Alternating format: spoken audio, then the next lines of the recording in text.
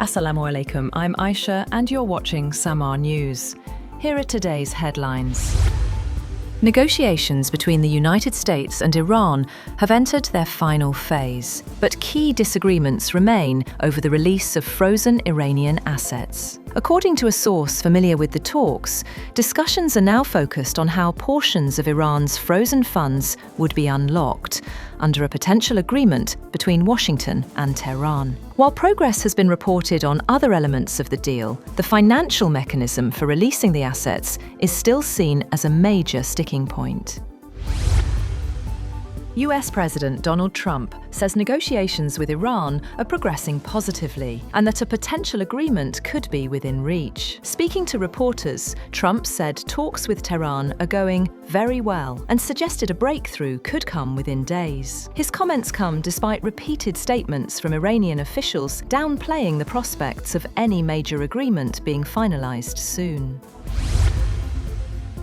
Iran's supreme leader, Mujtaba Khamenei, says the country's adversaries have failed militarily and are now shifting tactics toward internal destabilization efforts. In a written message delivered during commemorations marking the death anniversary of Islamic Republic founder Ayatollah Ruhollah Khomeini, Khamenei said external actors are now attempting to weaken Iran through division and psychological pressure. He described these actions as part of what he called hybrid warfare, aimed at undermining national cohesion rather than direct battlefield confrontation. Israel and Lebanon have agreed to implement a ceasefire to end hostilities, in a boost to hopes for a broader deal to end the US-Israeli war on Iran. A joint statement released by the US State Department following negotiations in Washington said the Israel-Lebanon ceasefire is contingent on a complete cessation of fire from the Iran-aligned Hezbollah militia and the evacuation of all its operatives from the South Litani sector.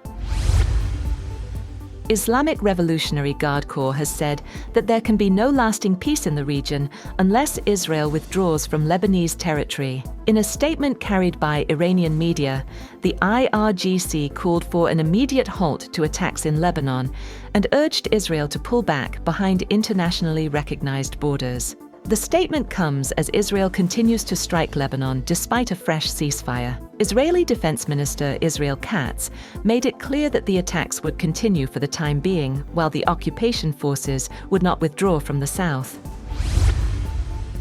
On the other hand, the European Council has approved a new €100 million assistance package for the Lebanese armed forces under the European Peace Facility. The funding is aimed at strengthening Lebanon's ability to secure its territory, protect civilians, and maintain state control over arms, bringing total EU military assistance to Lebanon to €182 million.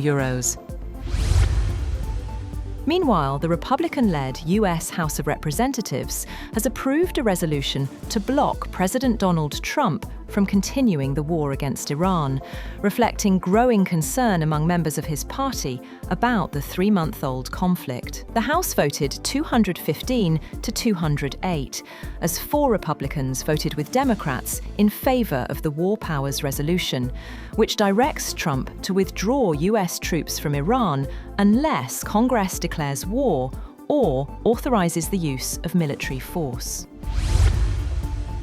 In response, President Trump criticized the House vote calling for the withdrawal of American troops from the Iran conflict, describing the move as unpatriotic. In a social media post, Trump said the vote came during what he called crucial negotiations with Iran and accused political opponents of undermining efforts to end the war.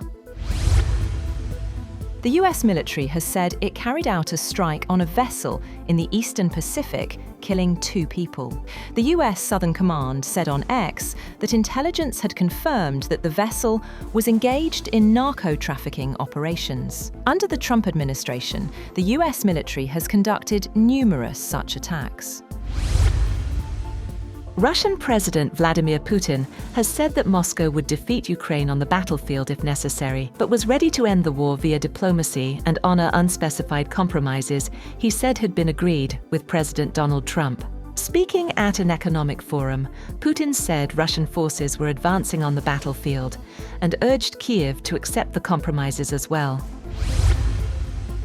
A Nepali Sherpa guide has been rescued from the slopes of Mount Everest after surviving for nearly a week without food or supplemental oxygen. According to officials, 52-year-old Dawa Sherpa went missing while descending the mountain after an unsuccessful summit attempt. He was later found and rescued in what authorities are describing as a rare survival story under the extreme conditions of the world's highest peak. And at least 4 people were killed after a small plane that took off from Germany crashed in the northwestern Croatian region of Istria, near the coastal town of Medulin.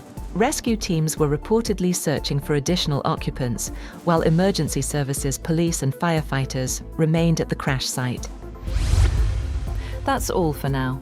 For more updates, visit www.samaa.tv. Thank you for watching SAMAA News.